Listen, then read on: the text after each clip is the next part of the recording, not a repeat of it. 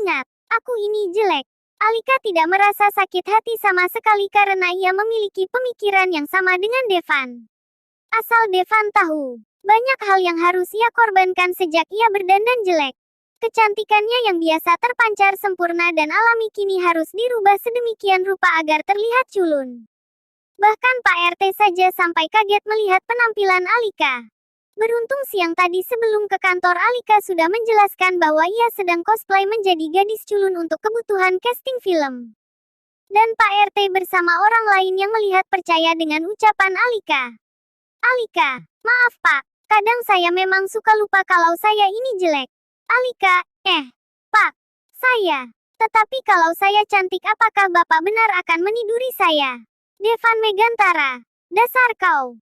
Pertanyaan macam apa itu? Suara, kau ingin tidur denganku? Langsung meninggikan nada. Alika sontak menggeleng. Alika, tidak Pak. Devan Megantara. Lalu kenapa bertanya begitu? Alija, saya hanya kaget kenapa Bapak mengharuskan sekretaris melayani bosnya. Ini baru pertama kalinya saya melamar pekerjaan di perusahaan ternama dan mendapati syarat aneh tersebut.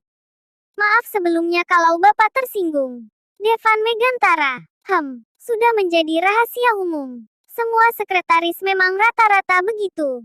Aku hanya bersikap lebih terbuka agar karyawanku paham akan tugasnya. Alika, oh begitu ya, Pak. Devan Megantara, iya, Alika. Untung aku jelek.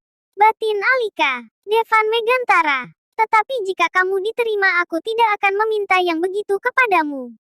Jadi jangan berpikir aneh-aneh. Alika, tidak Pak. Saya paham siapa diri saya. Devan Megantara. Bagus. Kalau begitu saya pulang dulu. Ingat soal rahasia pernikahan kita. Jika sampai bocor nyawamu taruhannya. Ucapan Devan membuat Alika merinding takut. Alika. Baik Pak. Devan Megantara. Oh ya. Jika Bibi dan keluargamu itu bertanya. Bilang saja ini fasilitas perusahaan. Di kantor memang ada beberapa karyawan yang diberi fasilitas apartemen meski tidak semewah ini. Alika. Baik Pak. Sekali lagi terima kasih banyak. Telat. Jam menunjukkan pukul 7 pagi di mana Alika berlari keluar apartemen sambil menggigit roti bakar di bibirnya. Roti itu pemberian Devan karena ia kasihan melihat Alika kelaparan saat hendak pulang tadi. Alika masuk ke pintu lift lantas menelepon Miska untuk mengabari bahwa dirinya sudah pindah rumah. Alika, halo Miska. Miska, iya Kak. Alika, nanti kau jangan pulang ke kontrakan ya. Kakak sudah tidak tinggal di situ lagi. Miska, lalu kakak tinggal di mana? Alika, di apartemen. Fasilitas dari perusahaan tempat kakak bekerja. Miska, wah keren. Aku mau ke sana Kak. Alika, nanti malam kakak jemput. Kau tunggu di rumah Bibi saja. Jangan nakal. Miska, oke kakak. Alika, ingat jangan nakal pada Bibi. Kakak tutup dulu panggilan Ibai. Sesampainya di kantor Alika langsung dihadapkan dengan Morgan yang sejak tadi menunggunya. Jam menunjukkan pukul 7:15 di mana perjalanan menuju kantor ditempuh dengan jarak 15 menit jalan kaki.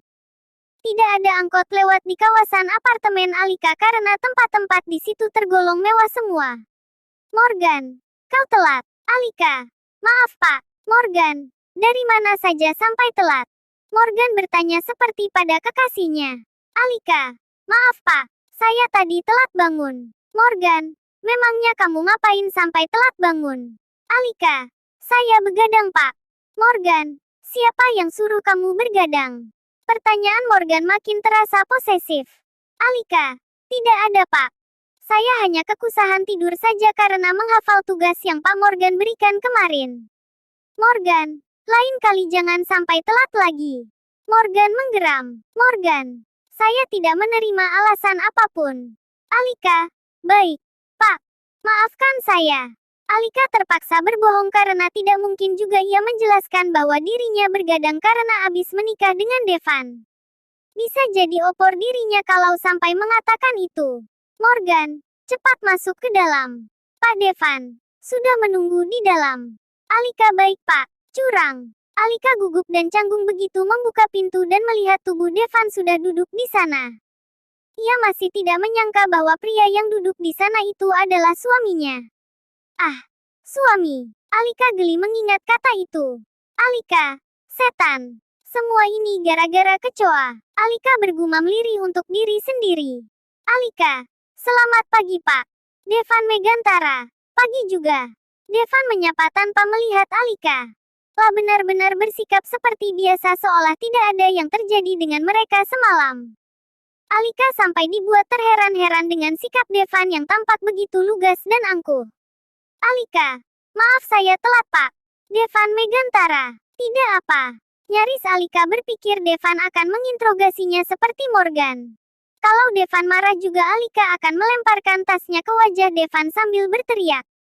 Kaulah penyebab utama aku telat. Alika, oh ya Pak. Hari ini saya ada tes. Devan Megantara. Sudah tahu. Ambil buku-buku kemarin dari mejamu lalu bawa ke sini. Alika. Baik Pak. Alika segera melakukan apa yang Devan perintahkan. Menaruh semua buku-bukunya di atas meja kerja Devan. Devan Megantara. Duduk di depanku. Alika. Baik Pak. Alika duduk. Sementara Devan mulai membuka lembaran buku untuk mengetes Alika. Alika. Cih. Curang sekali itu. Ternyata kau sendiri tidak hafal sampai harus membaca bukunya segala. Batin Alika. Devan Megantara. Kenapa kau lihat-lihat? Sedang memikirkanku. Ya, Devan yang mudah tersinggung langsung melayangkan kalimat sarkasme. Alika. Saya menunggu pertanyaan tes dari Bapak. Jawab Alika lembut. Awas saja jika kau sampai mengumpat tentangku di dalam hati busukmu itu. Alika. Tidak Pak. Devan Megantara lantas berbicara dalam hati. Pria ini tahu saja kalau aku sedang menggerutu. Kegiatan pun dimulai. Dari awal sampai akhir Devan terus mengetes Alika menggunakan buku. Tugasku adalah tugasmu. Setelah mati-matian menjawab soal tes dari Devan yang muter-muter seperti komedi putar. Akhirnya Devan menyatakan Alika lulus menjadi sekretaris barunya. Morgan orang pertama yang senang karena Devan pada akhirnya gagal menjelekkan perusahaan sang ayah dengan cara mengajak sekretarisnya tidur. Morgan, selamat Alika. Kau telah resmi bergabung dengan Megatex sekarang.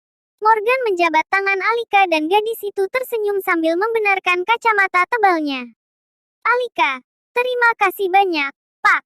Semua itu berkat bimbingan Pak Morgan. Terpaksa basa-basi. Padahal Alika sendiri tahu Morgan tak membimbing sama sekali. Morgan, sama-sama. Bekerjalah dengan baik. Semoga kamu nyaman bergabung di perusahaan ini. Jika Pak Devan memarahimu abaikan saja. Sikapnya memang seperti itu. Alika. Baik Pak. Morgan tersenyum puas. Ia yakin dengan kehadiran Alika bebannya dari Devan yang merepotkan sedikit berkurang. Terus terang Devan memang tidak pernah bercita-cita bergabung dengan perusahaan papanya. Itu sebabnya Devan selalu banyak tingkah termasuk saat meminta sekretaris yang mau melayaninya berhubungan di ranjang. Di ruang kerja, Devan Megantara. Alika segera mendongak. Alika, ada yang bisa saya bantu? Pak. Devan lantas berjalan menuju meja kerja Alika seraya membawa setumpuk berkas. Devan Megantara. Alika kerjakan ini.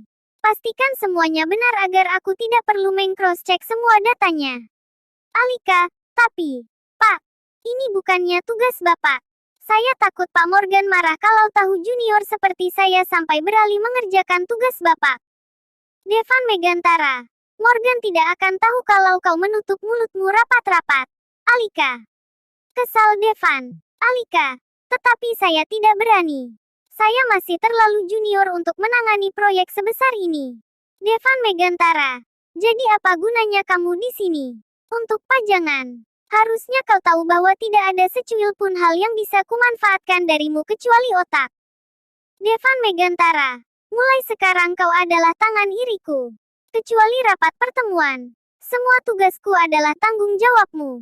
Lagi pula aku sudah membaca hasil belajarmu di kampus. Aku yakin kamu paham dengan isi file-file ini.